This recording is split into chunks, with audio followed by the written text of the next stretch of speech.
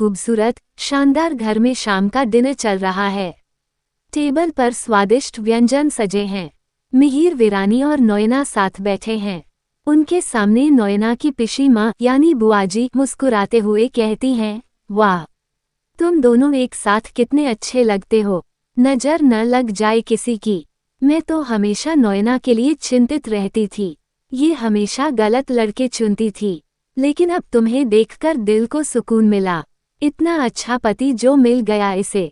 नोयना और मिहिर एक दूसरे की तरफ देखते हैं। पिशी माँ खुश होकर आगे कहती हैं, पति मतलब तुम लोगों ने शादी कर ली, मुझे बताया भी नहीं। मिहिर हंसते हुए कहते हैं, पिशी माँ, ये मेरी बॉस हैं, जो कहती हैं मैं वही करता हूँ। ये घर भी इन्हीं का है। झूमर, पेंटिंग्स, कालीन सब कुछ नोयना के लिए चुना है। लेकिन फिर साफ करते हैं, शादी अभी नहीं हुई है, तलाक होने के बाद करेंगे। तब तक हम पार्टनर हैं, एक दूसरे के हिस्सेदार हैं, एक दूसरे की देखभाल करने वाले हैं। पिशी माँ को सदमा लगता है, ये क्या धोखा हो गया, खेला हो गया। नोयना समझाती है, पिशी माँ, शादी जरूर होगी, बस तलाक का इंतजार है।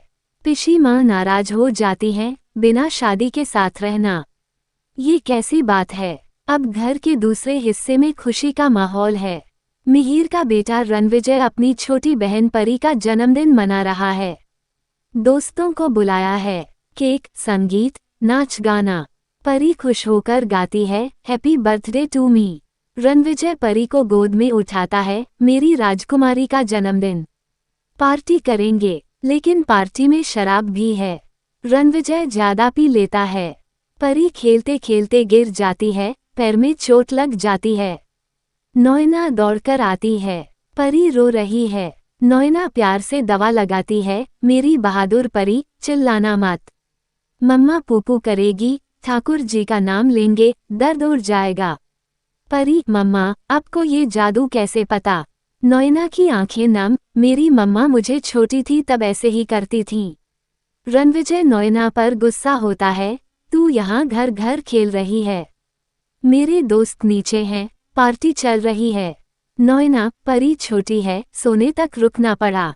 रणविजय चिल्लाता है, नीचे आ, तैयार होकर, ये मेरा जन्मदिन है, मेरे लोग हैं। नोयना मना करती है, शराब पीकर तमाशा कर रहे हो तुम लोग, मैं नहीं आऊंगी। रणविजय और गुस्सा, तू मुझे मजबूर करती है ये सब करने को।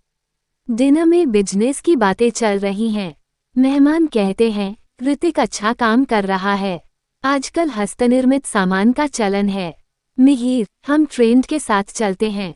लेकिन अचानक मिहिर का फोन, महत्वपूर्ण क्लाइंट, वो उठकर चले जाते हैं। पिशी माँ और नाराज। नोयना मिहिर से कहती है, पिशी माँ को गलत फहमी हो गई। मिहिर, कोई बात नहीं, सब समझ जाएंगी। लेकिन रणविजय का गुस्सा बढ़ता जाता है। वो नोयना को ताने मारता है, तू मेरी जिंदगी में आई और सब छीन लिया। परी नोयना से लिपटकर कहती है, मम्मा, आपसे बहुत प्यार करती हूँ। नोयना, तेरा साथ है तो ये स्वर्ग ही है। लेकिन रणविजय पार्टी में और पीता है। नोयना रोकती है, और मत पियो। रणविजय, तू मुझे सिखाएगी। कहानी में प्यार है, नाटक है, तलाक का लंबा इंतजार है। पिशी माँ का गुस्सा, रणविजय का विद्रोह, परी का मासूम प्यार। मिहिर और नोयना एक दूसरे से प्यार करते हैं, लेकिन शादी की राह में तलाक की दीवार है। पिशी माँ इसे स्वीकार नहीं कर पाती। रणविजय नोयना को स्वीकार नहीं कर पाता। क्या मिहिर का तलाक हो पाएगा? क्या नोयना और मिहिर की शादी होगी? रणविजय सुधरेगा या घर में और तूफान आएगा? परी का प्यार इस टूटे परिवार को जोड़ पाएगा, या ये नाटक हमेशा चलता रहेगा? ये कहानी बताती है, सास भी कभी बहू थी। प्यार में कितने इंतजार, कितने समझौते, लेकिन सच्चा प्यार रास्ता जरूर निकालता है। या कभी कभी इंतजार ही जिंदगी बन जाता है। क्या होगा आगे? प्यार जीतेगा या तलाक का इंतजार कभी खत्म नहीं होगा? अगली कहानी में पता चलेगा। टैब के लिए हमारे चैनल को सब्सक्राइब करो और लाइक करो। जय हिंद, जय भारत।